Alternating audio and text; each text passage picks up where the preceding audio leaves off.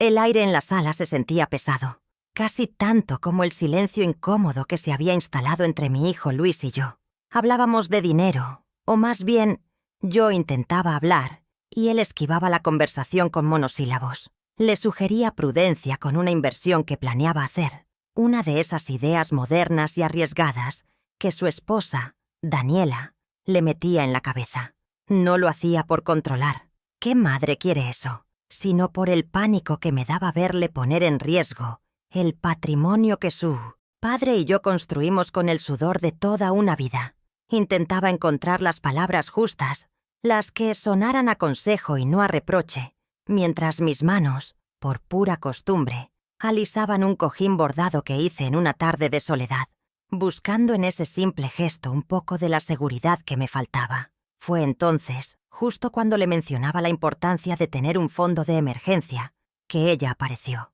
Daniela no caminó, irrumpió en la sala desde el pasillo como una ráfaga de viento, helado. No había estado participando en la conversación, pero era evidente que había estado escuchando, al acecho. Se plantó en el centro de la alfombra, con los brazos cruzados y una expresión de desdén que conocía demasiado bien. Sus ojos, afilados y fríos, no me miraron a mí, sino a Luis, pero cada fibra de su ser apuntaba en mi dirección. La vi respirar hondo, inflando el pecho como una fiera a punto de atacar, y supe, con una certeza que me heló la sangre, que el poco calor que quedaba en esa habitación estaba a punto de extinguirse para siempre. «Cállate la boca, no estoy hablando contigo». Las palabras salieron de su boca como un latigazo, cortando el aire y golpeándome directamente en el alma. El grito resonó en las paredes de la casa que yo misma había ayudado a levantar, un eco profano en el santuario de mis recuerdos. No fue solo el tono, cargado de un desprecio que no se molestaba en disimular. Fue la humillación pública, deliberada, frente a la única persona en el mundo por la que yo habría dado mi vida sin dudarlo, mi hijo. Me quedé inmóvil, con la boca entreabierta, sintiendo cómo el color se me iba del rostro y un frío glacial me recorría la espalda. Era como si me hubieran abofeteado, pero el dolor era mucho más profundo, un desgarro interno que ninguna medicina podría curar.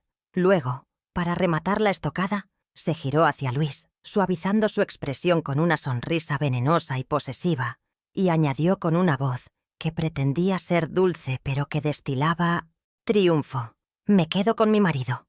Esa frase fue la confirmación de lo que yo ya sentía desde hacía mucho tiempo. No era solo una nuera defendiendo a su esposo, era una declaración de propiedad, una forma de decirme que yo ya no tenía lugar, que mi tiempo había pasado y que ahora ella era la dueña de todo, incluyendo el corazón y la lealtad de mi hijo. Me sentí como una extraña, una intrusa en mi propio hogar, una reliquia polvorienta que estorbaba en sus planes de vida moderna y brillante, una vida para la que mis sacrificios habían pavimentado el camino. Y Luis, mi Luis, se quedó callado. Ese fue el golpe de gracia, la herida mortal. Su silencio fue más elocuente que cualquier insulto.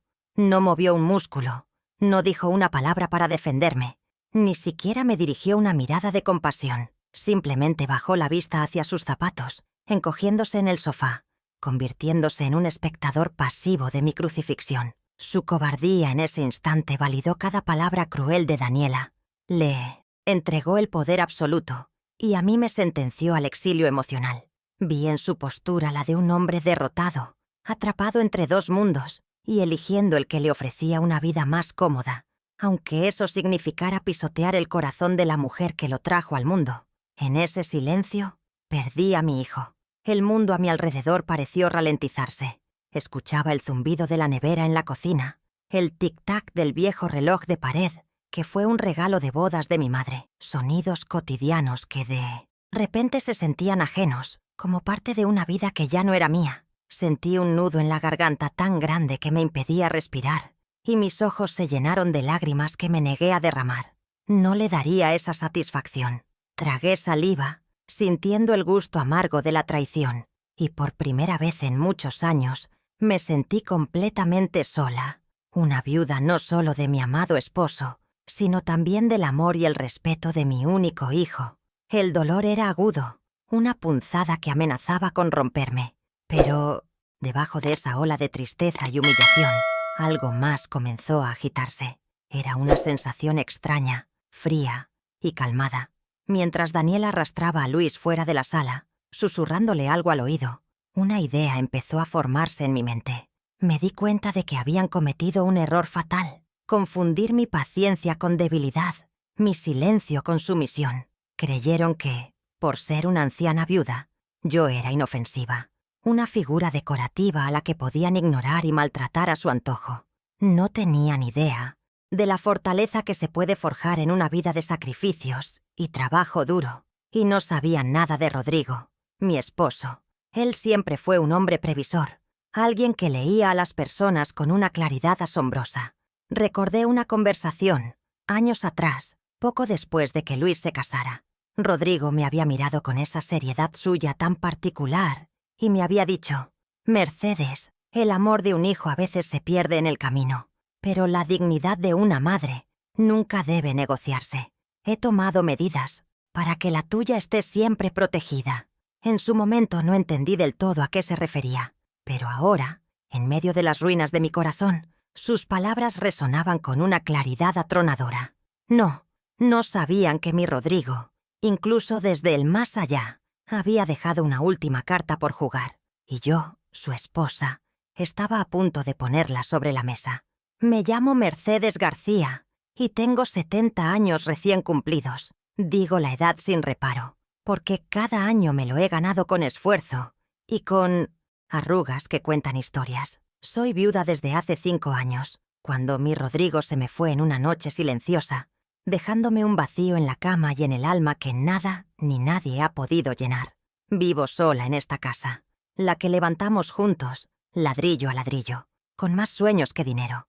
Cada rincón guarda un eco de su risa, cada baldosa conoce el peso de sus pasos. Aquí creció mi hijo, Luis, y aquí esperaba yo envejecer, rodeada del cariño de los míos. Pero a veces las casas se llenan de fantasmas y de silencios, y la mía, últimamente, tiene más de lo segundo. Dependo de una pequeña pensión, lo justo para no pasar apuros, pero no lo suficiente para darme lujos. La viudez es una compañera extraña. Al principio es un dolor agudo que te roba el aire, pero con el tiempo se transforma en una melancolía sorda, un telón de fondo para los días. Rodrigo no era solo mi esposo, era mi cómplice, mi mejor amigo, el que entendía mis silencios y celebraba mis pequeñas alegrías. Desde su partida, me aferré a Luis con todas mis fuerzas. Vi en él el único pilar que me quedaba en pie, el reflejo vivo del hombre que amé. Quizás ese fue mi error, volcar en él una necesidad de afecto que él ya no estaba dispuesto o no era capaz de corresponder. La soledad me hizo vulnerable, me hizo mendigar un cariño que, como madre, sentía que me pertenecía por derecho, sin darme cuenta de que en el nuevo reino de su vida, yo ya era una soberana depuesta. Mi rutina es sencilla, anclada en los pequeños rituales que me impiden perderme en la nostalgia. Por las mañanas, cuido de mi jardín. Mis rosas y mis geranios son los únicos que nunca me han fallado, siempre devolviendo con belleza el cuidado que les doy. Por las tardes, me siento en la mecedora junto a la ventana a tejer. Mis manos, ya un poco torpes por la artritis, han hecho incontables suéteres y mantas para mis nietos, Nicolás y Martina, prendas que quizás ellos guarden en un cajón sin darles importancia, pero que para mí son hebras de amor tangible. Y por las noches me hago compañía con las viejas novelas, esas de amores imposibles y justicias poéticas, que me recuerdan un tiempo en el que la vida parecía tener un guión más simple y más justo. Esta casa es mi santuario, pero también mi jaula. Cada objeto es una reliquia. En la repisa de la chimenea, las fotos de nuestra boda, de Luis en su primer día de escuela, de Rodrigo enseñándole a andar en bicicleta. A veces paso el plumero y me detengo a hablarles, a contarles mis penas, como si pudieran escucharme. El olor a lavanda y a madera vieja impregna el aire, y en el estudio de Rodrigo, a veces creo percibir el aroma de su tabaco de pipa, una alucinación que mi corazón anhela para sentirlo cerca. Es en estos muros donde me siento segura, pero también es aquí donde la indiferencia de mi hijo y el desprecio de su mujer me golpean con más fuerza, profanando el único lugar del mundo que todavía sentía como mío. Quien me ve, probablemente ve a una anciana frágil, de espalda encorvada y manos temblorosas. Y sí, mi cuerpo acusa el paso de los años, las décadas de trabajo duro, de noches en vela, de preocupaciones que se anidan en los huesos. Pero dentro de este envoltorio cansado, aún vive la misma Mercedes que fregó suelos en un restaurante por 30 años para pagarle a su hijo la mejor educación, la que se enfrentó a un casero abusivo, la que cuidó a Rodrigo durante su enfermedad sin derramar una lágrima delante de él. La resiliencia es un músculo que he ejercitado toda mi vida, y aunque a veces se cansa, nunca se ha roto del todo. Mi silencio no es debilidad, es la calma que precede a la marea. Claro que soy vulnerable. La soledad es un monstruo que devora el ánimo en las noches largas y silenciosas, cuando el único sonido es el del reloj marcando un tiempo que parece correr solo para mí. Me asusta la enfermedad, el depender de otros, el convertirme en la carga que Daniela ya cree que soy. Ese miedo me ha paralizado durante mucho tiempo. Me ha hecho agachar la cabeza y aceptar migajas de atención, temerosa de que si protestaba, me quitarían hasta eso. La humillación que sufrí en mi sala no fue la primera, pero sí fue la más cruel, porque me obligó a mirar de frente esa vulnerabilidad y a entender que mi mayor miedo no debía ser la soledad, sino el perder mi propia dignidad. Pero en mí también hay una fuerza que ellos no ven. Es una fuerza silenciosa, forjada en la adversidad. La fuerza de saber administrar un sueldo miserable para que nunca faltara un plato de comida en la mesa, de remendar la ropa hasta que ya no admitía un punto más, de encontrar alegría en las cosas más simples. Esa es la fortaleza de las mujeres de mi generación, una que no necesita gritos ni aspavientos para manifestarse. Está en mi mirada, en la forma en que sostengo la cabeza alta, incluso cuando mi corazón está hecho pedazos. Es una fuerza latente, una brasa que creía casi extinta bajo las cenizas de la tristeza, pero que el desprecio de Daniela ha reavivado con un soplo inesperado y violento. Cuando me miro al espejo, veo el rostro de una anciana, un mapa de arrugas que traza el viaje de mi vida. Pero, si miro más adentro, en mis ojos, todavía encuentro a la joven que se enamoró perdidamente de un carpintero de manos grandes y sonrisa honesta.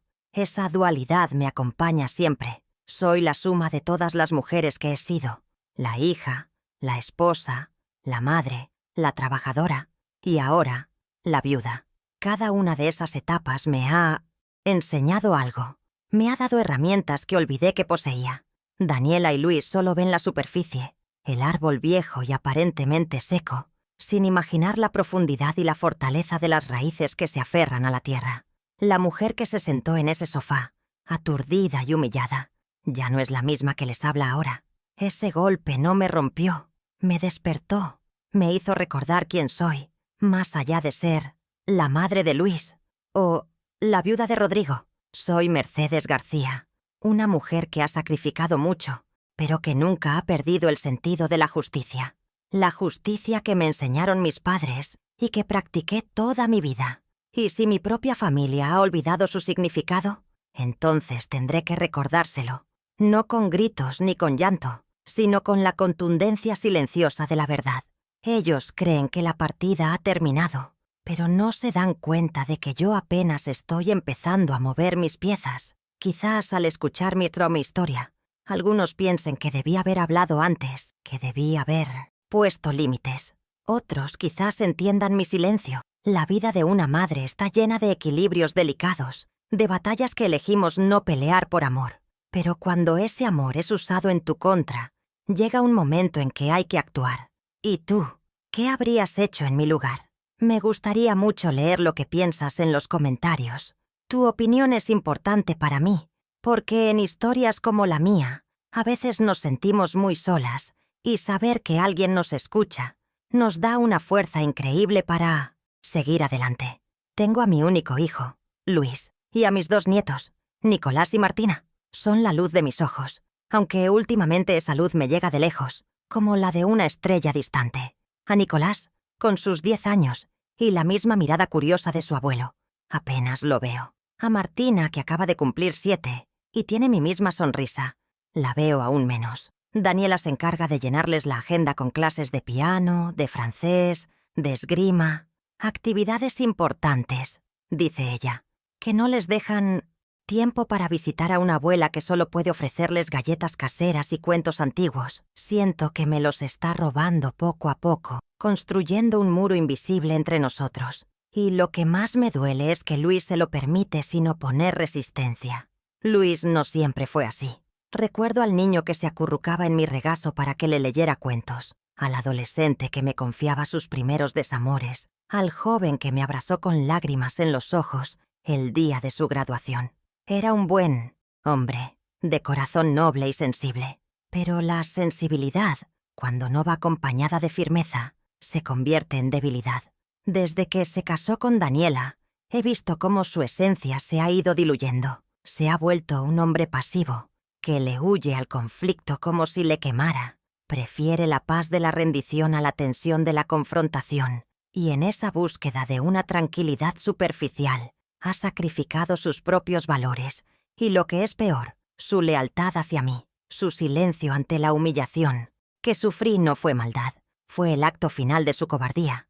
La antagonista de mi historia, la arquitecta de mi desdicha, tiene nombre y apellido. Daniela Pérez. Es una mujer que cultiva su imagen con el esmero de un jardinero experto, siempre impecable, con ropa de diseñador y una sonrisa que nunca llega a sus ojos. Habla con una voz modulada, casi un susurro, que utiliza como un arma para hacer que los demás se sientan gritones y vulgares. Se presenta ante el mundo como una mujer culta, filantrópica y moderna, presidenta de comités benéficos y organizadora de eventos sociales. Pero debajo de esa fachada de perfección se esconde un alma ambiciosa y controladora. Una persona para quien los sentimientos son meras herramientas y las personas escalones para ascender en su pirámide social. La motivación de Daniela es simple y terriblemente clara. Me ve como un obstáculo. Yo soy el ancla que amarra a Luis a un pasado que ella desprecia. Un pasado de clase trabajadora, de sacrificios y de valores que no encajan en su proyecto de vida. Mi casa, para ella, no es un hogar lleno de recuerdos, sino un activo inmobiliario desaprovechado, un solar en un buen barrio, que podría venderse por una fortuna para financiar sus lujos y sus sueños de grandeza. Mi presencia le recuerda a su marido y a todos los demás que la comodidad de la que disfruta no nació de la nada, sino del sudor y las manos agrietadas de una cocinera. Y esa verdad le resulta sencillamente insoportable. Su estrategia ha sido una guerra de desgaste, lenta y sistemática. Desde el principio comenzó a aislar a Luis de mí, pero de una forma tan sutil que al principio ni yo me di cuenta. Eran excusas constantes. Luis está agotado. Tuvo una semana terrible en el trabajo. Los niños tienen demasiadas tareas. No podemos ir a verte este domingo. Surgió un compromiso social ineludible. Llenaba nuestros fines de semana, antes sagrados, con sus propios planes, hasta que mis visitas se volvieron, esporádicas y mis llamadas, una interrupción. Manejaba su agenda, sus amistades e incluso su percepción de la realidad, convenciéndolo de que mis consejos eran intentos de manipulación y mi cariño, una forma de control. Nuestra relación nunca fue cálida, pero al principio existía un barniz de cordialidad forzada. Yo intentaba ver lo bueno en ella, por amor a mi hijo, pero los pequeños desprecios no tardaron en aparecer. Recuerdo una vez que le regalé a la pequeña Martina un vestido que yo misma había tejido con toda mi ilusión. A la semana siguiente lo vi en una bolsa de ropa para donar. Cuando le pregunté, con el corazón en un puño, Daniela me respondió con una sonrisa helada. «Ay, Mercedes, es un gesto muy tierno, pero esa tela puede darle alergia a la niña. No te preocupes, yo le compro ropa de algodón orgánico». Cada acto de bondad de mi parte era devuelto con una corrección condescendiente, diseñada para hacerme sentir anticuada e ignorante. El punto de inflexión, antes de la explosión final, ocurrió hace un par de años, durante una cena de Navidad. Invité a toda la familia a mi casa, como siempre. Cociné durante 2 días los platos favoritos de Luis, los mismos que su padre adoraba. Cuando nos sentamos a la mesa, Daniela apartó su plato con una mueca de asco apenas disimulada. «Mercedes, con todo respeto, ¿no crees que esta comida es un poco pesada? Tanta grasa no es buena para el colesterol de Luis», dijo en voz alta, para que todos los demás parientes la oyeran. La humillación me paralizó. No solo criticó mi comida, sino que lo hizo bajo la falsa bandera de la preocupación, pintándome como una anciana irresponsable que estaba envenenando a su propio hijo. Luis, por supuesto, no dijo nada. Así que, como ven, la escena del otro día en la sala no fue un hecho aislado. Fue la culminación de años de microagresiones, de desprecios velados y de una manipulación constante que fue minando mi espíritu y mi lugar en la familia. Daniela me fue empujando poco a poco hacia los márgenes, convirtiéndome en una figura decorativa y molesta, una obligación en el calendario que cumplir de vez en cuando. Logró que Luis me viera no como su madre, sino como un problema, una fuente de conflicto con su esposa. El grito de «¡Cállate la boca!» solo fue la verbalización de lo que sus acciones llevaban años diciéndome, que yo ya no tenía ni voz ni voto en la familia que yo misma había creado. Ser madre, en mis tiempos, era un verbo que se conjugaba en tiempo de renuncia. No pensábamos en la autorrealización, ni en perseguir nuestros propios sueños. Nuestros sueños se reencarnaban en nuestros hijos. Cada decisión, cada moneda gastada, cada hora de nuestro día giraba en torno a una sola pregunta. ¿Esto es lo mejor para ellos? Yo me convertí en madre y, en ese mismo instante, mis deseos personales pasaron a un segundo plano, guardados en un baúl bajo llave, en el desván de mi alma. No lo digo con amargura, para nada. Lo asumí con el orgullo de quien cumple con su misión más sagrada. Pero sí lo digo con una profunda tristeza al ver que ese modelo de entrega total hoy se considera una debilidad, una invitación para que otros te pasen por encima, sin la menor consideración.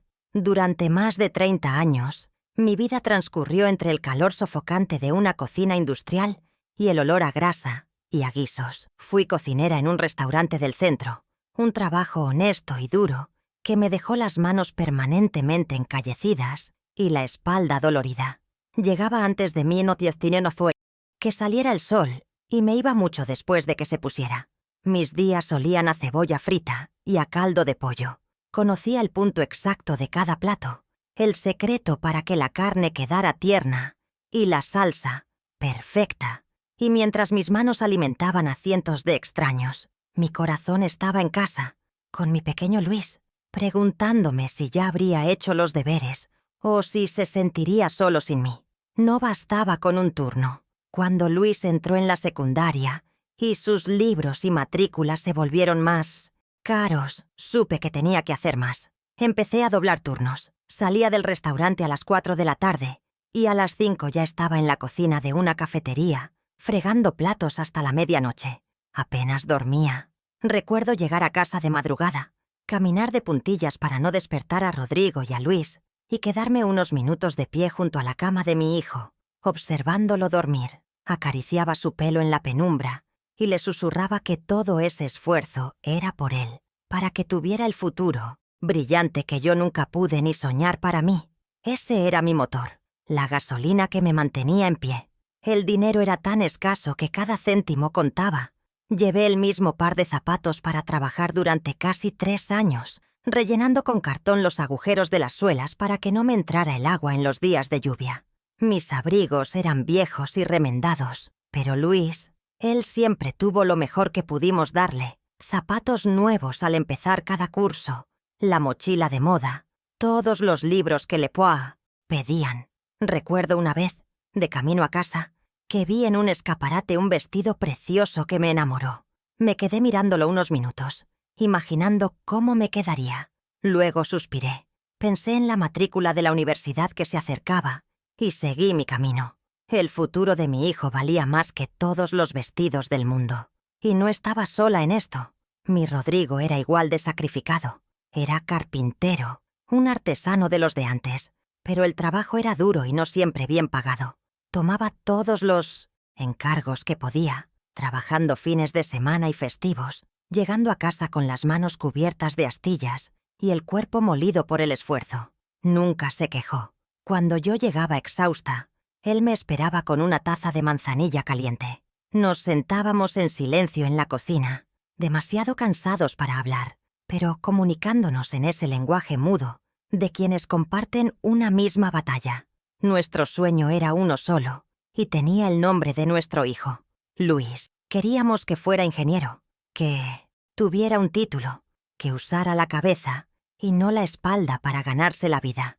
Por ese sueño conjunto, renunciamos a todo lo que se considera una vida normal. Nunca nos fuimos de vacaciones.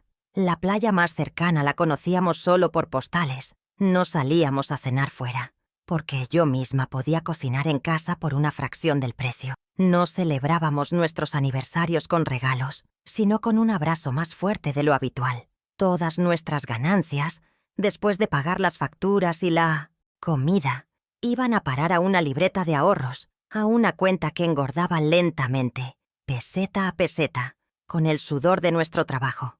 Esa libreta era nuestro tesoro, el mapa que conducía a la tierra prometida de la educación universitaria de nuestro hijo.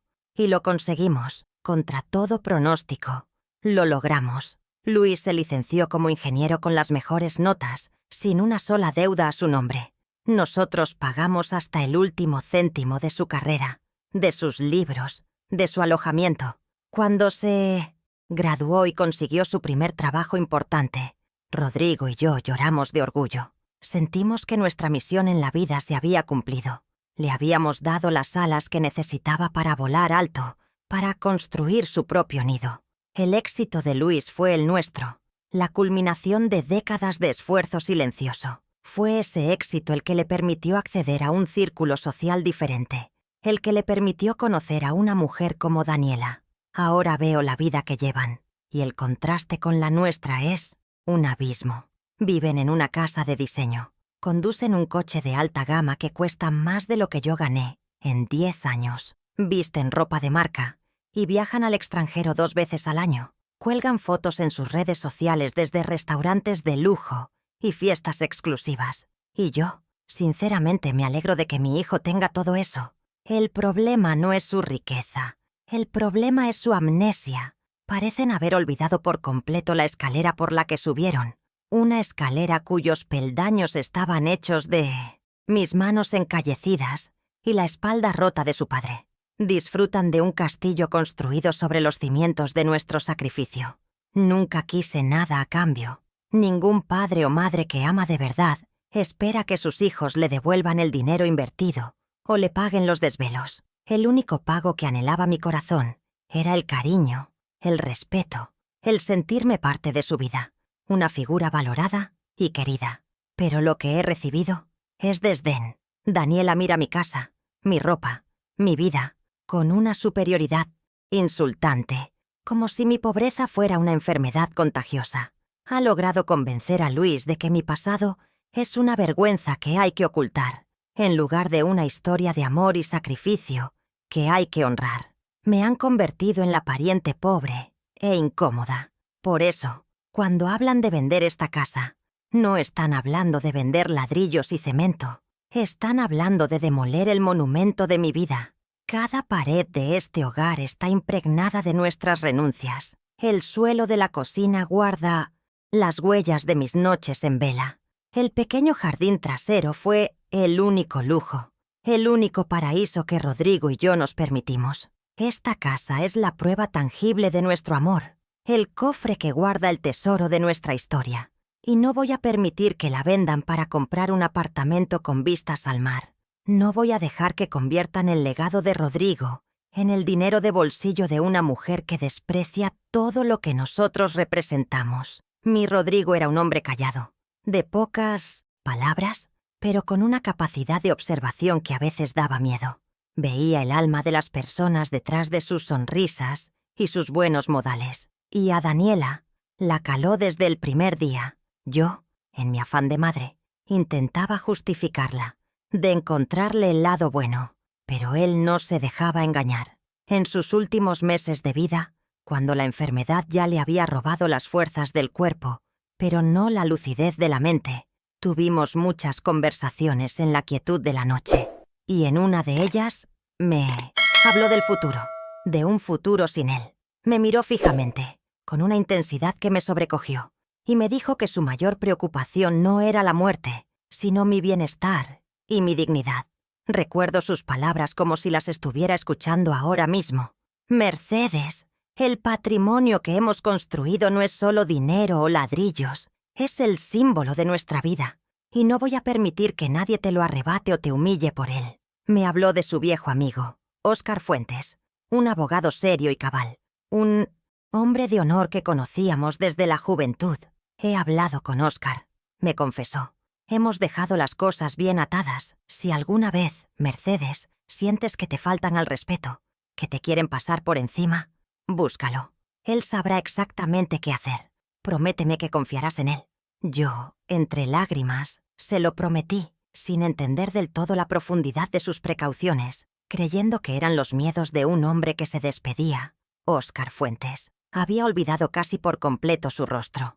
Era un amigo leal de Rodrigo. Compartieron escuela y sueños de juventud. Mientras Rodrigo se dedicó a la carpintería, Óscar se convirtió en un abogado respetado, conocido por su integridad inquebrantable. Tras la muerte de mi esposo, nos vimos en el funeral y un par de veces más para los trámites iniciales, pero luego la vida nos fue distanciando.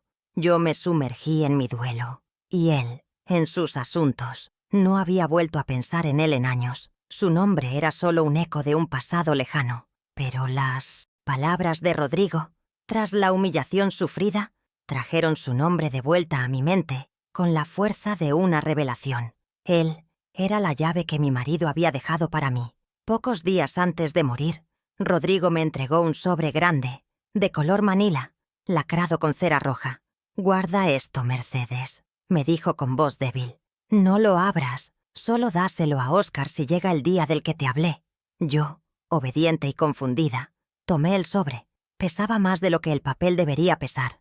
Lo guardé en el Schönstein, fondo de un viejo baúl de madera, junto a mi certificado de matrimonio, las primeras fotos de Luis y otros tesoros de mi vida. Con el tiempo y el dolor, el sobre se convirtió en una reliquia más, su propósito casi olvidado, sepultado bajo las capas de la rutina y la soledad. Era un secreto dormido, una semilla que mi marido había plantado en la tierra de mi futuro, esperando la tormenta adecuada para germinar. Nunca me dijo exactamente qué contenía ese sobre. Mi Rodrigo creía en la confianza, no en los interrogatorios, pero por sus palabras intuí que se trataba de un documento legal, su testamento, pero uno muy diferente a lo que uno podría esperar. No era una simple repartición de bienes. Era algo más complejo, más inteligente. Era su manera de seguir cuidándome incluso después de haberse ido. Había impuesto sus condiciones, una especie de salvaguarda moral. Entendí que el derecho de Luis a heredar la totalidad de nuestro patrimonio no era absoluto, sino que estaba condicionado a algo mucho más importante que los lazos de sangre. Estaba indisolublemente ligado al respeto y al cuidado que me debía como hijo. Y ahora, en el silencio de mi casa profanada por los gritos, esa semilla ha germinado. La humillación de Daniela fue la lluvia torrencial que la despertó de su letargo. De repente, la previsión de mi marido adquirió un sentido aterrador y a la vez esperanzador. No era el miedo de un moribundo, era la sabiduría de un hombre que conocía perfectamente el tablero y las piezas de este juego. Me dejó un escudo, un arma silenciosa. La justicia que yo creía perdida no dependía de la bondad de mi hijo ni de la compasión de mi nuera. Dependía de un sobre lacrado y de la lealtad de un viejo amigo. En ese instante, dejé de ser una víctima. Me convertí, sin que ellos lo supieran, en la ejecutora de la última voluntad de mi esposo. Tras la explosión en la sala, la guerra se volvió silenciosa, pero no por ello menos cruel. Se instaló en casa una tensión tan densa que se podía cortar con un cuchillo. Luis me evitaba. Ya no comíamos juntos. Si yo entraba en una habitación, él salía con cualquier excusa. Sus ojos huían de los míos, cargados de una culpa que no tenía el valor de afrontar.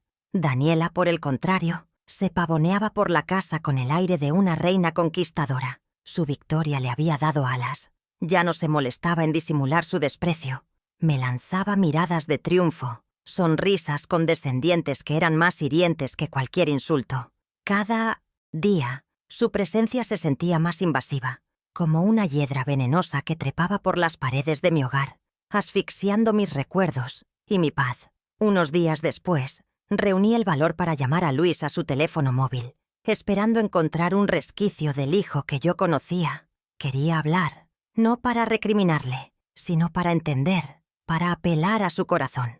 Pero su voz al otro lado era la de un extraño, fría y distante. Sus respuestas eran monosílabos, frases cortas y vacías que sonaban ensayadas. ¿Estás bien, mamá? Sí, estoy bien. ¿Necesitas algo? No, no necesito nada. Podía escuchar de fondo la voz de Daniela susurrándole, dirigiéndolo como a una marioneta. La llamada terminó con una frase que me heló por dentro. Mamá, tengo mucho trabajo. Hablemos otro día. Pero yo sabía que ese otro día nunca llegaría. Había perdido la línea directa con el corazón de mi hijo. La primera ofensiva directa no tardó en llegar.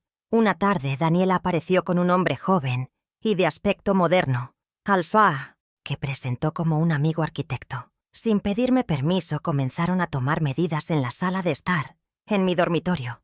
Hablaban en voz alta sobre sus planes, como si yo no estuviera allí. «Podríamos tirar este muro», dijo Daniela, señalando la pared donde cuelgan mis fotos de boda y los retratos de mis padres. Así crearíamos un espacio diáfano, más luminoso. Escucharla planear la demolición de mi santuario personal, con esa frivolidad, fue como si me estuvieran desollando viva, arrancándome la piel de mi propia historia, pedazo a pedazo, y todo con una sonrisa en los labios. Yo permanecí sentada en mi mecedora, con el tejido en el regazo, observándolos en silencio. Cada cinta métrica que extendían era una agresión. Cada palabra sobre optimizar el espacio era un insulto a la vida que yo había construido allí. Mi silencio los envalentonó. Lo confundieron con resignación, con la derrota de una anciana que ya no tiene fuerzas para luchar. Pero se equivocaban. Mi silencio no era de sumisión, sino de estrategia. Estaba grabando en mi memoria cada gesto, cada palabra, cada mirada de desdén. Estaba acumulando pruebas, no para un juicio legal, sino para el tribunal de mi propia conciencia, el que me daría la fuerza para hacer lo que tenía que hacer. La humillación también se trasladó al escenario público. Un sábado por la mañana, me encontré con ellos en el mercado del barrio. Yo estaba charlando animadamente con Carmen, una vecina de toda la vida. Al vernos, Daniela se acercó con una sonrisa radiante, saludó a Carmen con una efusividad exagerada, le preguntó por sus hijos, por su salud, y a mí, que estaba a su lado, me ignoró por completo. Ni una mirada, ni un gesto, ni una palabra. Me trató como a un fantasma, como si fuera invisible. El cambio en la cara de Carmen fue evidente. La incomodidad, la pena ajena. Sentí como el rubor me subía por el cuello, una oleada de vergüenza que me quemaba por dentro. Luis, que venía unos pasos por detrás cargando las bolsas, presenció toda la escena. Vi la zozobra en su rostro, la lucha interna entre la decencia y el miedo. Duró apenas un segundo. El miedo ganó. Agachó la cabeza, murmuró un «hola», inaudible al aire, y siguió a su mujer a toda prisa, dejándome allí, plantada, con la dignidad por los suelos y la mirada compasiva de mi vecina, como único consuelo. En ese momento entendí que mi hijo no solo era cómplice pasivo, sino un participante activo en mi humillación. Estaba dispuesto a sacrificar mi honor en el altar de su comodidad conyugal, incluso a la vista de todos los que me conocían y respetaban. Pero el golpe más bajo fue cuando utilizaron a mis nietos. Se acercaba el domingo, el día que solían pasar unas horas conmigo. Llamé para confirmar, y Daniela me atendió con una voz falsamente apenada. «Ay, Mercedes, lo siento, pero este fin de semana es imposible.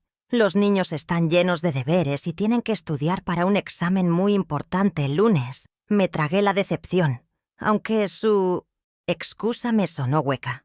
Más tarde, esa misma tarde, Carmen me llamó para contarme que su hija le había mostrado unas fotos de la espectacular fiesta de cumpleaños a la que habían asistido Nicolás y Martina ese mismo día. La mentira era tan deliberada, tan innecesariamente cruel, que me dejó sin aliento. Usar a 2 niños inocentes como arma en su guerra personal contra mí fue cruzar una línea que nunca pensé que se atreverían a pisar. El dolor que sentí no fue de rabia, sino una tristeza profunda y desoladora. Me robaron la risa de mis nietos, el calor de sus abrazos, el simple placer de hornearles sus galletas favoritas. Me estaban aislando de la única fuente de alegría pura que me quedaba en la vida. Comprendí que su objetivo no era solo quedarse con mi casa, sino borrarme por completo del mapa familiar, extirparme de sus vidas como si fuera un tumor maligno, asegurándose de que no quedara ni el más mínimo rastro de mi influencia o de mi amor. Poco después, comenzó la presión financiera. Luis me llamó, esta vez con un tono de falsa preocupación. Me habló de la economía, de los gastos de mantenimiento de la casa, de lo grande que era para mí sola. Mamá, lo hemos estado pensando con Daniela, y creemos que por tu propio bien deberías considerar mudarte a un sitio más pequeño, más manejable, quizás un apartamento, o incluso una de esas residencias para mayores tan bonitas que hay ahora, donde estarías atendida y tendrías compañía. La propuesta era tan monstruosa, tan descarada, que por un momento no supe qué responder. Querían echarme de mi propia casa y disfrazarlo de un acto de amor filial. La audacia de su plan me dejó atónita. Querían que abandonara voluntariamente el hogar que mi marido y yo construimos, el único patrimonio que teníamos, para poder venderlo y financiar su opulento estilo de vida. La residencia para mayores era la sentencia final, el lugar donde querían depositarme para que dejara de ser un estorbo. Me imaginé en una habitación impersonal, rodeada de extraños, mientras ellos redecoraban su nueva vida sobre las ruinas de la mía. Me hablaban de mi seguridad y mi comodidad, cuando lo único que buscaban era la suya propia, sin importar el coste emocional que tuviera para mí.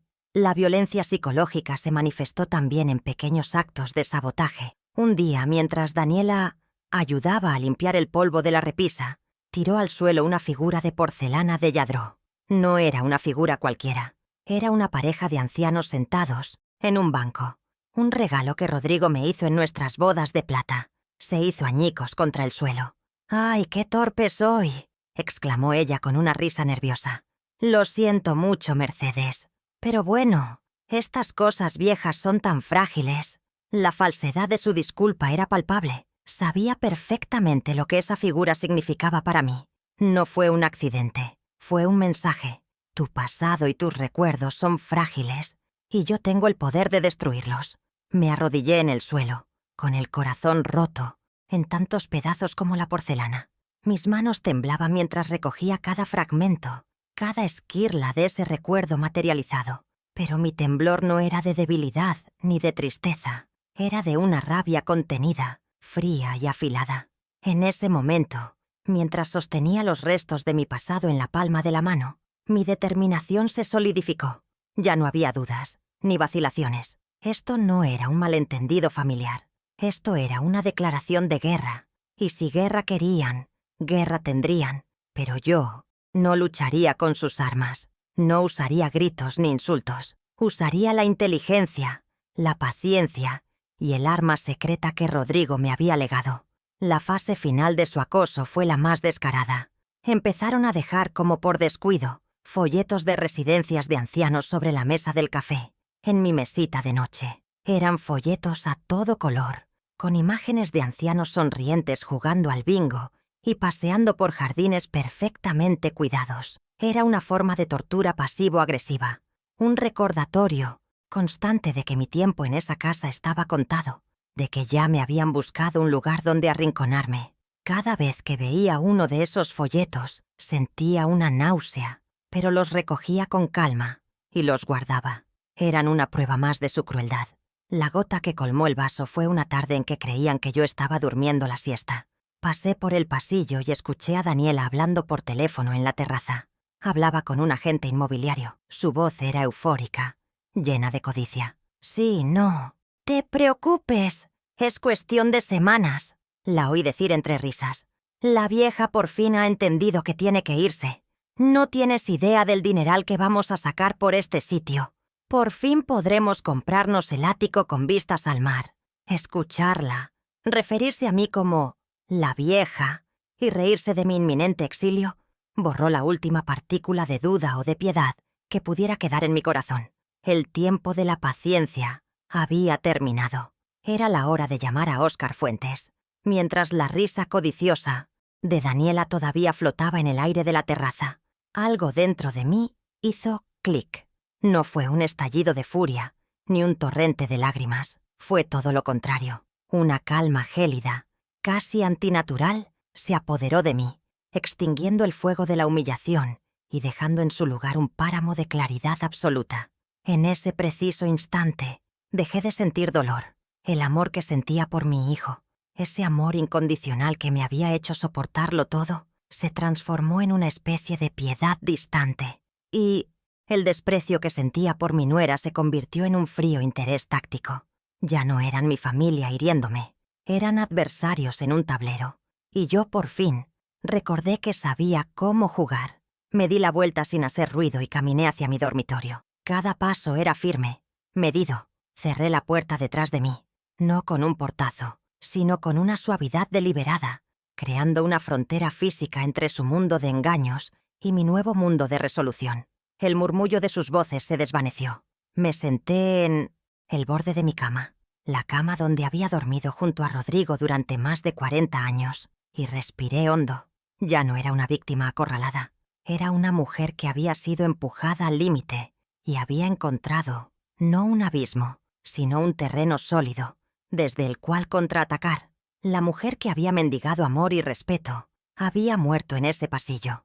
La que ahora respiraba en esta habitación era Mercedes García, la viuda de Rodrigo, y estaba a punto de reclamar lo que era suyo. Con las manos completamente firmes, me arrodillé y saqué de debajo de la cama el viejo baúl de madera. La tapa crujió al abrirse, liberando un olor a naftalina y a tiempo guardado.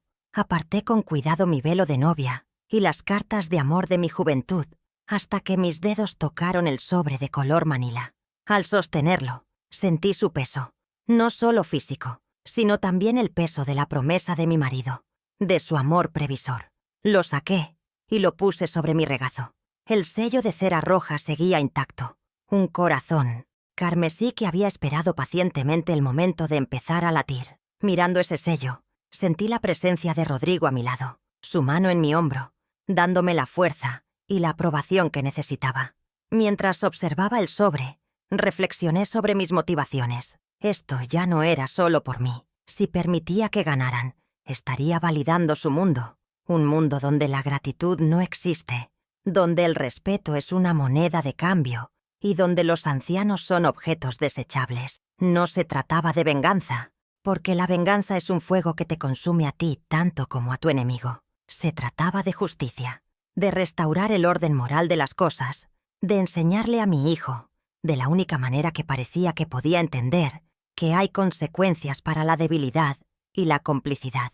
Era una lección dura, pero necesaria, y yo era la única que podía impartirla como un último acto de amor maternal. Me levanté y me dirigí al viejo teléfono que descansa sobre la mesita de noche.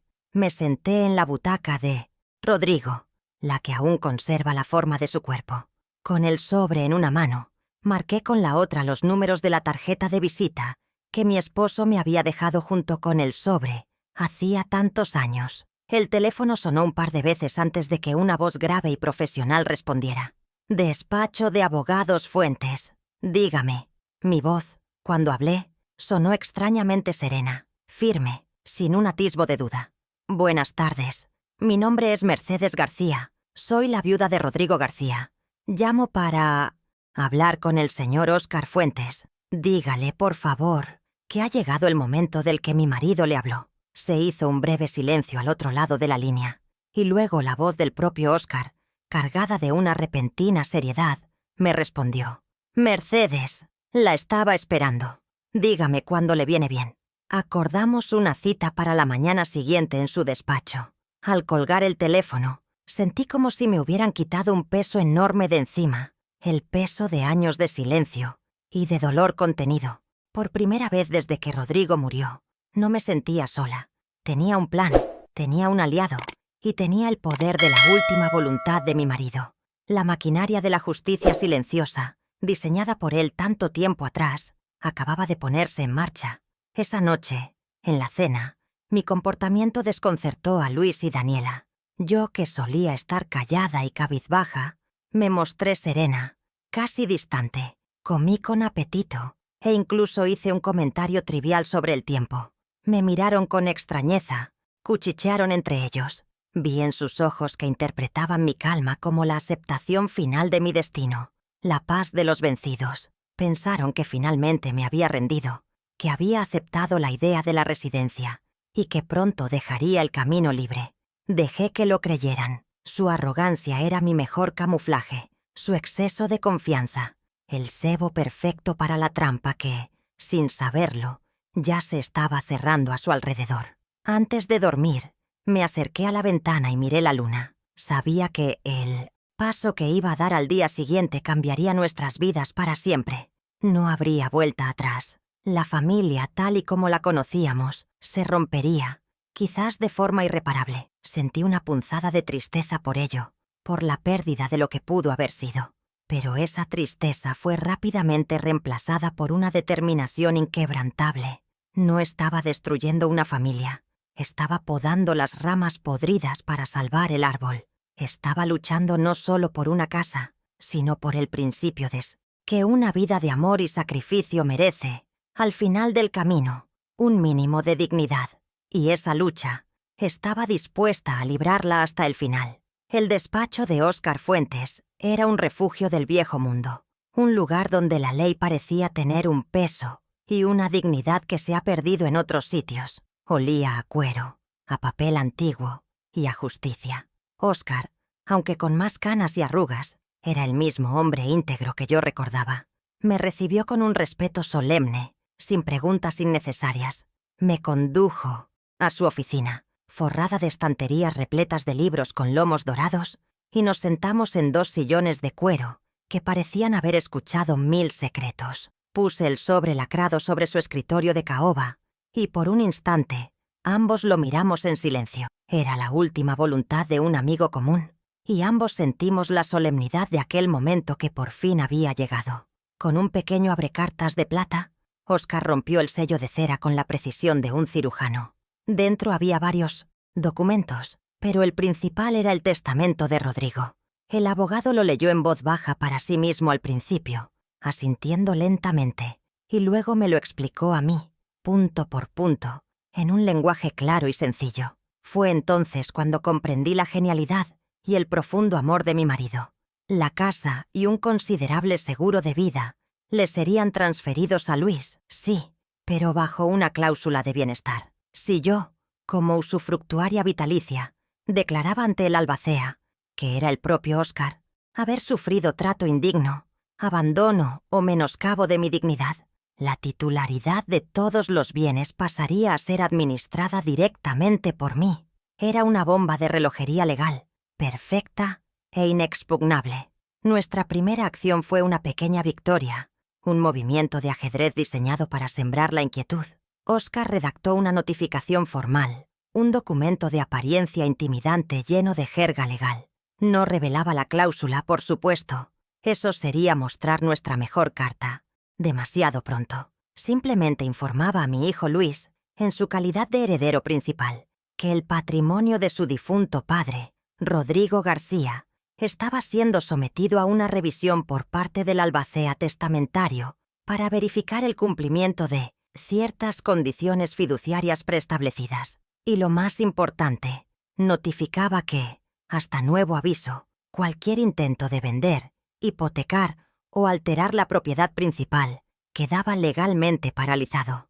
La carta fue enviada por correo, certificado esa misma tarde. La llegada del cartero con el sobre oficial desató el caos en la casa. Luis lo leyó con el ceño fruncido, su rostro pasando de la confusión al pánico en cuestión de segundos. Se lo pasó a Daniela, que lo arrebató con impaciencia. Vi cómo sus ojos recorrían el texto, su incredulidad convirtiéndose en una máscara de furia. ¿Qué demonios es esto? ¡Es ridículo! exclamó. ¿Condiciones fiduciarias? Tu padre lleva 5 años muerto. ¿Qué es esta broma? Se giraron hacia mí, sus ojos acusadores buscando una respuesta, una confesión. Me miraban como si yo hubiera cometido una traición, sin darse cuenta de que la única traición allí era la suya, una que estaba a punto de tener consecuencias muy reales. Yo mantuve la calma, interpretando el papel de la anciana ignorante que tan bien me habían asignado.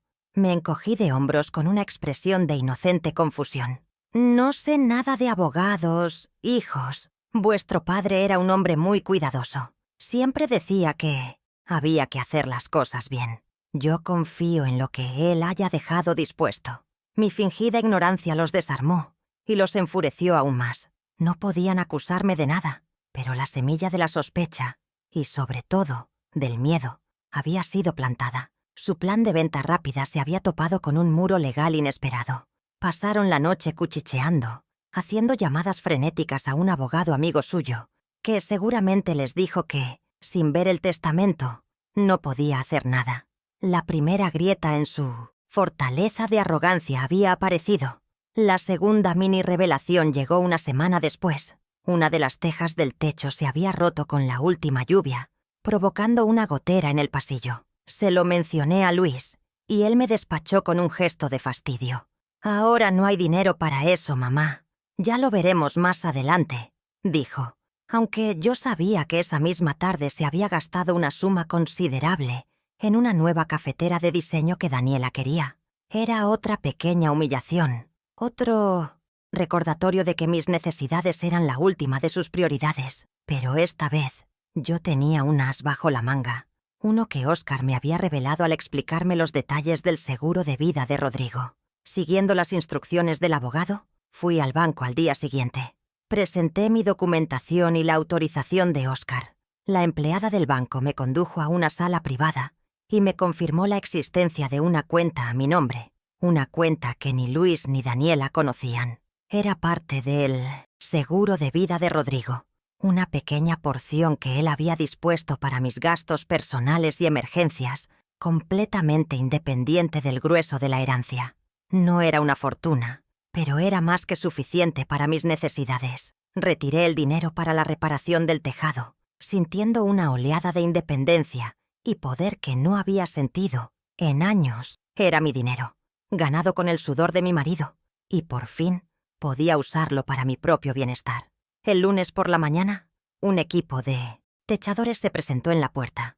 Daniela, que se preparaba para salir a una de sus reuniones benéficas, los miró con asombro y desdén. «¿Se puede saber quiénes son ustedes? ¿Quién ha autorizado esta obra?», preguntó con su habitual tono autoritario. El capataz me señaló a mí, que observaba la escena desde la puerta. Daniela se giró, sus ojos echando chispas. «¿Estás loca? ¿De dónde has sacado el dinero para pagar esto?». Me acerqué a ella, con una calma que la descolocó por completo, y le respondí con una voz suave pero firme, para que me escuchara bien. «Lo pago yo, con mis propios recursos». Su rostro fue un poema. La incredulidad luchaba con la rabia. Pude ver las preguntas arremolinándose en su cabeza. ¿Qué recursos? ¿De dónde? Su imagen de mí como una anciana desvalida y dependiente, una carga a la que tenían que mantener, se hizo añicos en ese instante. No dijo nada más. Dio media vuelta, se metió en su coche y se fue dando un portazo, derrotada. Luis, que lo había visto todo desde la ventana, me miró con una mezcla de asombro y un nuevo tipo de miedo. Se dio cuenta de que había algo que no sabía, que su madre no era la pieza indefensa que él y su esposa creían que era.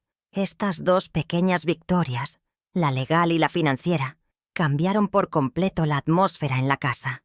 La tensión aumentó, pero ahora era una tensión diferente. Ya no era solo la presión de ellos sobre mí, sino su propia ansiedad, su incertidumbre. Empezaron a mirarme de otra manera, con una desconfianza que rozaba el temor. ¿Qué más no sabían? ¿Qué otros secretos guardaba yo? Cada día que pasaba sin que pudieran avanzar en la venta de la casa, su frustración crecía, y yo sabía, como me había advertido Óscar, que la gente frustrada y acorralada comete errores. Yo solo tenía que seguir con mi plan, en silencio, y esperar el momento oportuno. Siento que al contarles esto, Ustedes son mis cómplices, mis confidentes. Ver cómo el plan empieza a dar sus frutos me llena de una fuerza que creía perdida. Es un camino difícil, y a veces me pregunto si estoy haciendo lo correcto al llevar las cosas tan lejos. Pero luego recuerdo cada humillación y sé que no tengo otra opción. Si te está gustando ver cómo esta historia se desarrolla y quieres saber qué pasará en la fiesta de cumpleaños de mi nieto, donde todo saldrá a la luz, suscríbete y acompáñame. Tu apoyo significa mucho para mí. El día elegido para la estocada final fue el 7º cumpleaños de mi nieta Martina. Daniela había organizado una fiesta por todo lo alto en el jardín de su casa, un evento más para su lucimiento personal que para la alegría de la niña. El lugar estaba decorado con un gusto exquisito y caro, lleno de globos pastel, un catering sofisticado y, por supuesto, todos sus amigos importantes, empresarios, arquitectos, gente de la alta sociedad local. Yo llegué con mi regalo modestamente envuelto, un vestido tejido a mano, y me sentí como un gorrión en una jaula de pavos reales. Me senté en una silla, apartada, una figura anacrónica en medio de tanta modernidad y opulencia, observando, esperando el momento preciso que Óscar y yo habíamos planeado con tanto esmero. Daniela era la anfitriona perfecta, moviéndose entre los invitados con una copa de champán en la mano, repartiendo sonrisas estudiadas y recibiendo elogios por la impecable organización. La vi reír, la vi brillar bajo el sol de la tarde, sintiéndose la reina de su universo perfectamente construido. Mientras tanto, Luis la seguía, como una sombra, con una sonrisa tensa en el rostro, asintiendo a todo lo que ella decía. Me posicioné discretamente cerca de su grupo más cercano, fingiendo observar a los niños jugar, pero con el oído atento a su conversación. Sabía que su arrogancia, alimentada por el alcohol y la adulación de sus amigos, la haría bajar la guardia. Era solo cuestión de tiempo, y no me equivoqué. Envalentonada, comenzó a hablar de sus proyectos futuros. La conversación, guiada por ella, derivó hacia el tema inmobiliario. Estamos a punto de cerrar la compra de un ático espectacular en la nueva torre del centro, anunció con un falso aire de modestia. Un sueño, con unas vistas increíbles. Necesitamos un cambio, un lugar que refleje mejor quiénes somos ahora. Sus amigos la escuchaban con admiración, colgando de cada una de sus palabras, sin saber que estaban asistiendo al preludio de su caída. Yo sentí que el corazón me latía un poco más deprisa, pero mantuve la compostura. El momento se acercaba. Fue entonces cuando una de sus amigas, una mujer enjollada y curiosa, le hizo la pregunta que yo esperaba. «Pero, Daniela, ¿no vivís en la casa de la familia de Luis? Siempre he oído decir que es una propiedad magnífica». Daniela soltó una risita condescendiente, un sonido agudo y desagradable. «Ay, por favor, ¿te refieres a esa casona vieja? Pues de eso precisamente quería hablaros. Por fin nos vamos a deshacer de ella», dijo, y luego bajó la voz en un falso tono de confidencia. «La madre de Luis, pobrecita, ya está mayor. La vamos a trasladar a una residencia encantadora, mucho más apropiada para su edad. Es lo mejor para todos», pronunció la mentira mirándome de reojo, con un destello de triunfo cruel en sus ojos. Justo en ese instante, como si estuviera escrito en un guión divino, la figura de Óscar Fuentes se materializó en la entrada del jardín. Iba impecablemente vestido con un traje oscuro que contrastaba con la informalidad del evento. Su presencia era una nota grave y solemne en medio de la música alegre. No se detuvo a saludar a nadie. Caminó con paso firme y decidido a través del césped, con un maletín de cuero en la mano, dirigiéndose directamente hacia el grupo donde se encontraba Daniela. La música pareció desvanecerse y las conversaciones se apagaron a su paso. Todos los ojos se volvieron hacia aquel extraño que irradiaba una autoridad tan innegable. «Buenas tardes. Disculpen la interrupción». La voz de Óscar era tranquila, pero tenía un timbre que exigía atención. Se detuvo frente a Daniela, que lo miraba con una mezcla de sorpresa y fastidio. Luis palideció al reconocerlo. «¿Señor Fuentes? ¿Qué hace usted aquí?», balbuceó mi hijo. Óscar no le respondió a él. Sus ojos estaban fijos en mi nuera. «Señora Pérez», dijo con una frialdad cortante, He llegado justo a tiempo para escuchar su comentario sobre los futuros planes de alojamiento de la señora Mercedes García. Y es precisamente en respuesta a esa actitud, demostrada de forma continuada y vejatoria, que mi cliente, el difunto Rodrigo García, me obliga a actuar. El desconcierto en el rostro de Daniela se transformó en una mueca de ira. ¿De qué demonios está hablando? ¿Se ha vuelto loco? Óscar, impertérrito, abrió su maletín y extrajo un documento. Hablo del testamento del señor García, del cual soy albacea, anunció a la audiencia que se había formado a su alrededor. Y en particular, hablo de la cláusula 12ª, de condición suspensiva. Carraspeó y, con voz clara y atronadora, leyó: lego a mi hijo, Luis García, la totalidad de mis bienes, con la condición expresa e ineludible de que vele en todo momento por el bienestar, el cuidado y la dignidad de su madre, Mercedes García. Si en cualquier momento el albacea constatara, por testimonio de mi esposa o por otros medios, una situación de abandono, falta de respeto o menoscabo de su dignidad, esta cláusula quedará sin efecto. Hizo una pausa dramática, dejando que el peso de esas palabras se asentara en el silencio sepulcral que había caído sobre la fiesta. Luego continuó: y en tal caso, la totalidad de mi herencia, incluyendo todos los bienes inmuebles y activos financieros, pasará a ser administrada de forma única y exclusiva por mi esposa, Mercedes García, para que disponga de ella según su libre albedrío. Terminó de leer y levantó la vista, mirando directamente a mi hijo. Los invitados contenían la respiración. Sus rostros eran un mosaico de asombro y morbo. La máscara de perfección de Daniela se había hecho añicos, revelando la cara desnuda de la codicia y la crueldad. El silencio fue absoluto. Se podía oír el zumbido de una abeja entre las rosas. Todos los invitados miraban de Óscar a Daniela, cuyo rostro había adquirido un tono ceniciento. Luego a Luis, que parecía haberse encogido hasta la mitad de su tamaño. Y finalmente, a mí. Yo permanecí de pie, serena, sosteniendo la mirada de todos, sintiendo por primera vez en mucho tiempo que mi dignidad era visible, palpable. Ya no era la viejecita arrinconada, era la matriarca, la dueña del tablero, la ejecutora silenciosa de una justicia largamente esperada. La humillación pública que tantas veces había sufrido se estaba devolviendo, multiplicada por 1000. Óscar cerró el documento con un gesto definitivo. Habiendo sido testigo, junto con otros, de la declaración de intenciones de la señora Pérez, y basándome en el testimonio previo de la señora García, declaro formalmente que la condición ha sido rota, anunció con la frialdad de un juez, dictando sentencia. Con efecto inmediato, la señora Mercedes García asume el control administrativo total del patrimonio. Luis, lo siento, pero tu padre fue muy claro. Luego se giró hacia Daniela con una fina ironía. Felicidades por su futuro ático, señora. Espero que puedan permitírselo.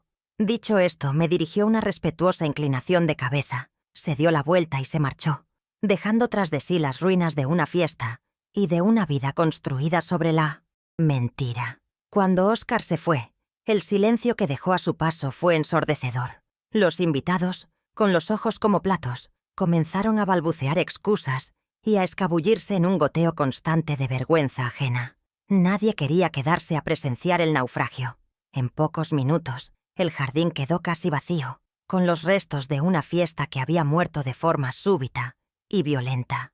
Daniela permanecía inmóvil en el mismo sitio, pálida como un fantasma, con la copa de champán aún en la mano. Su rostro, antes radiante de arrogancia, era ahora una máscara de incredulidad y horror.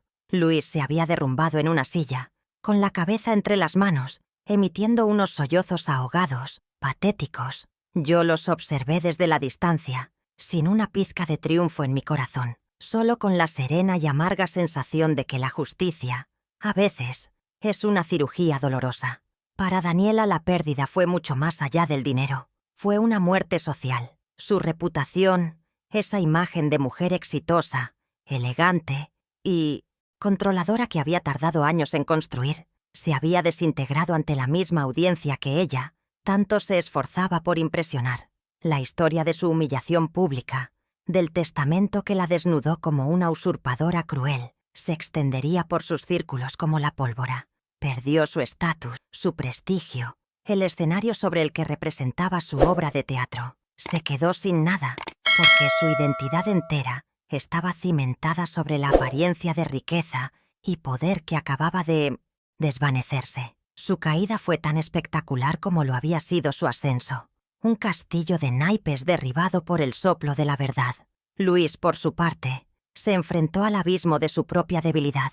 Perdió una herencia que siempre había dado por sentada, la red de seguridad económica que le permitía ceder a todos los caprichos de su esposa. Pero su pérdida más profunda fue la del respeto. El respeto de sus amigos, que lo vieron como un cobarde sin agallas, y lo que era infinitamente peor, el respeto por sí mismo. En ese momento de cruda revelación, tuvo que mirarse al espejo y ver al hombre en el que se había convertido. Una marioneta que, por evitar un conflicto momentáneo con su mujer, había permitido la tortura emocional de su propia madre, traicionando el legado y la confianza de su padre. Esa es una deuda que el dinero no puede pagar. El matrimonio, como era de esperar, no sobrevivió al cataclismo. La relación de Daniela y Luis no estaba construida sobre el amor o la complicidad, sino sobre la ambición de ella y la pasividad de él. Sin el patrimonio que lo hacía atractivo y manejable, Luis dejó de ser útil para Daniela. Y él, por fin liberado del velo de la sumisión, vio en ella no a una esposa, sino a la arquitecta de su propia ruina. Me contaron que las recriminaciones y las peleas fueron terribles, cada uno culpando al otro de la catástrofe. Se separaron unas semanas después. Luis lo perdió todo, su esposa, su fortuna y su dignidad, todo por no haber tenido el coraje de defender a la primera mujer que lo amó. En mi casa, mientras tanto, soplaba un aire nuevo. Lo primero que hice fue llamar a un cerrajero y cambiar todas las cerraduras. El alivio de saber que nadie podría volver a entrar en mi hogar para perturbar mi paz fue inmenso. Con la ayuda de Óscar, puse todas las cuentas y propiedades en orden. Me senté por primera vez en el despacho de Rodrigo, no como una visita, sino como su legítima administradora. Aprender a manejar las finanzas a mis 70 años fue un desafío, pero cada pequeño logro, cada factura pagada, cada decisión tomada, era un paso más en la reconquista de mi propia vida. Dejé de ser un fantasma en mi propia casa para convertirme, por fin, en su dueña y señora. Mi transformación no se quedó ahí. El dinero y los bienes, que para Daniela eran un fin en sí mismos, para mí se convirtieron en un medio para honrar la memoria de Rodrigo y dar un nuevo propósito a mi vida. Tras asegurar mi futuro y modernizar mi casa para hacerla más cómoda, utilicé una parte sustancial del seguro de vida para crear una fundación, la Fundación Rodrigo García para el Amparo de la Tercera Edad, dedicadas a ayudar a ancianos en situación de abandono o con pocos recursos. Mi dolor personal se transformó en un proyecto de amor colectivo, dando un nuevo significado a todos los sacrificios que habíamos hecho. Ya no era solo una viuda, sino la presidenta de una causa noble. Unos meses después, Luis vino a verme. Estaba más delgado, con ojeras, pero había algo en su mirada que no había visto en años. Una humildad sincera. Lloró. Me pidió perdón de 1000 maneras diferentes. No intentó justificarse. Asumió toda la culpa de su debilidad, de su ceguera, de su cobardía. Yo lo escuché en silencio, dejando que vaciara su corazón. Y al final, lo perdoné. Pero no fue un perdón incondicional. Le dije que el perdón se gana, no se regala. Que si quería reconstruir nuestra relación, tendría que hacerlo ladrillo a ladrillo, con acciones, con tiempo, demostrándome que se había convertido en el hombre de bien que su padre siempre quiso que fuera. Nuestro camino hacia la reconciliación apenas comenzaba. Con Daniela, por supuesto, no hubo ni habrá reconciliación. El nuestro fue un rompimiento definitivo y sin retorno. Ella desapareció de nuestras vidas, se mudó a otra ciudad, tratando de escapar del eco de su humillación. A veces me pregunto qué será de ella, pero el pensamiento es fugaz. He aprendido que la mejor manera de lidiar con las personas tóxicas es extirpándolas de tu vida como un cirujano extirpa un tumor. Ahora, mis días son tranquilos. Los paso entre mi jardín y las actividades de la fundación. Mis nietos vuelven a visitarme cada fin de semana. He recuperado mi vida, mi dignidad y, lo más importante, he encontrado una nueva razón para levantarme cada mañana. Soy Mercedes García y esta es mi historia. Si algo he aprendido en este capítulo final de mi vida, es que la verdadera herencia que dejamos a nuestros hijos no se mide en metros cuadrados ni en cifras bancarias. Esos son solo ladrillos y papeles. El legado más valioso, el único que perdura a través del tiempo, se teje con los hilos invisibles del ejemplo, de la gratitud y del respeto. De nada sirve construir un imperio material para tus descendientes si no les has enseñado a honrar los cimientos sobre los que se levanta.